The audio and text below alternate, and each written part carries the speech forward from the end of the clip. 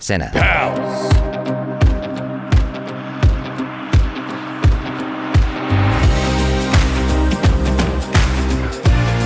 This is a pretty big deal for me to see this film in IMAX. What's going on, everyone? We just got done watching Furiosa, a Mad Max Saga here at IMAX headquarters, and I love the movie. That's not a surprise. Yeah, I mean, there were very few words, but a lot of great images, and it was a riot to watch it. I think about 20 minutes into the movie, I already knew that I fell in love with the film. It's just the way that it's shot, the music, the composition, the color, the craziness going on in the film. I don't know if I can articulate properly just what a freaking masterpiece this was. Yeah, and it definitely benefits from being seen in a movie theater and especially on a massive screen like IMAX. And I'm not just saying that because we got to watch it early, but like for real. Yeah, I would say that this is definitely a theater experience. Watching it in IMAX will give you like the biggest screen to watch it on, but it's one of those things where if you don't experience it in theaters, you're depriving yourself, honestly. Do you have it in you to make it epic?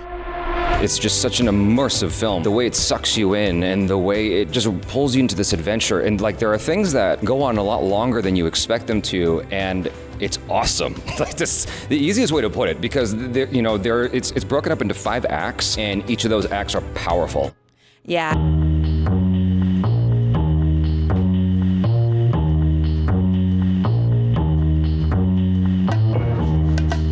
Oh wow! Thank you so much. You're very welcome. It's definitely smoky. Nice. The action was mad. It was amazing, like crazy. All the stuff that they were doing with the cars. I mean, of course, we already know that from the previous film, but just the creativity, some of the things that were being done, I've never seen in a movie before. Andre's trying to be super quiet. I appreciate that. You want to come say hi for a second? How you doing, man? Hi. I appreciate you, man. Yeah, the action was bananas, and there was like super long takes constantly throughout the film. And the thing is, I am not the biggest fan of oneers anymore. I think that they're overdone because they're often stitched together in a way that I feel like is super obvious. Where with this film, they used oneers to just bring you into the movie, and then it cuts, and it's like, that's cool, it's fine that it cuts, and then moves on to another oneer. And like the whole time you're like, you don't know why you're just so wrapped up in the chaos of it all. It's so thrilling because of how George Miller uses the oneers in this film. And the wide shots as well, Yeah. because like so much was just really wide, and I just caught myself watching from like left to right on the screen, like the whole thing that was happening, because so much was going on, and like he really knows how to either fill up the screen with a lot of stuff and set and activity and whatnot, but also sometimes just the beauty of the location itself, you know, because they were shooting out in the desert in Australia, and it was stunning.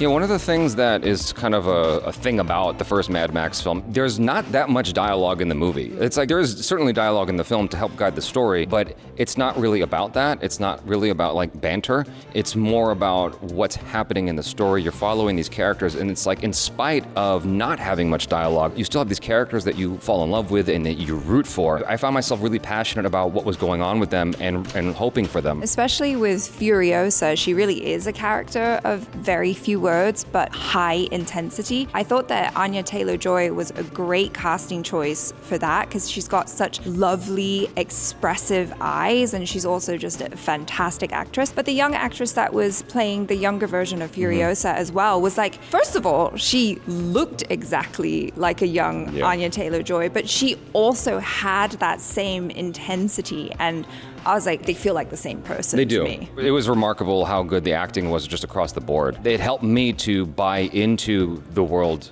that much more quickly because the acting was so strong. And I agree with you, Anya Taylor Joy. I felt like I was watching the same character. You know, there was that concern going into it because, you know, it wasn't Charlize Theron, but I really, really liked her performance in this movie. Yeah, and speaking about performances, Chris Hemsworth was great. The really fun comedic element to it, and I really enjoyed seeing him in this like more flamboyant role, which I don't think I've seen him in. That's debatable, but I think he did a fantastic job. He was great. I really enjoyed him. He was just fun every time he popped up on the screen.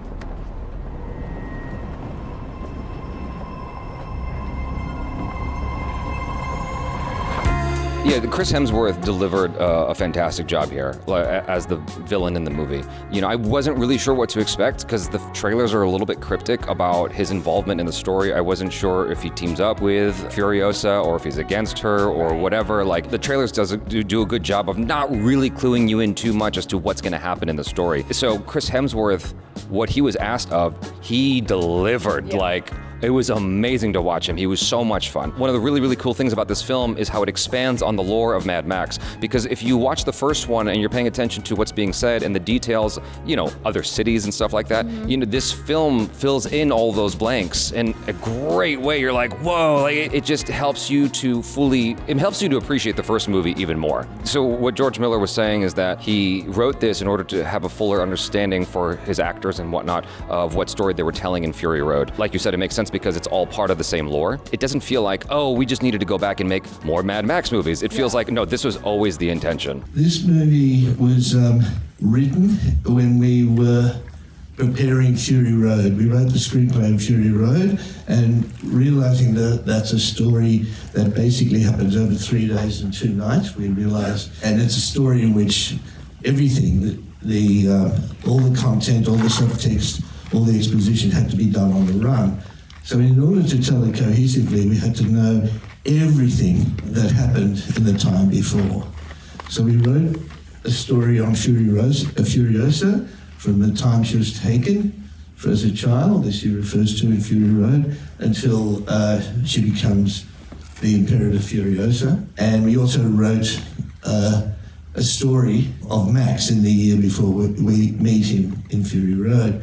So, and it ended up as a novella, that's The Wasteland, and this one ended up as a full screenplay with concept art and so on. So that the actors, the designers, and all the crew got the screenplay of this before we shot it. It was the only way we could have done Fury Road, otherwise it wouldn't have been cohesive. So, when that sort of worked and eventually all the planets aligned, we got to make this, and we literally finished about 2 weeks ago. Oh my God. I haven't seen it. One of the most spectacular things about Mad Max, the first film, that is carried over here is great music and great sound design. I felt like that's a huge part of action films in general, but I feel like it's so well used in this world where even the absence of sound is also just as powerful. Yeah, very poignant, and I especially love the really bassy vroom vroom. It's a character on its own, I think, and it just really adds to the experience of watching it in a theater. I highly, highly recommend this film. It's one of my favorite films of the year. Definitely high up there. Strong recommendation. Watch it in theaters. That's it. Peace out.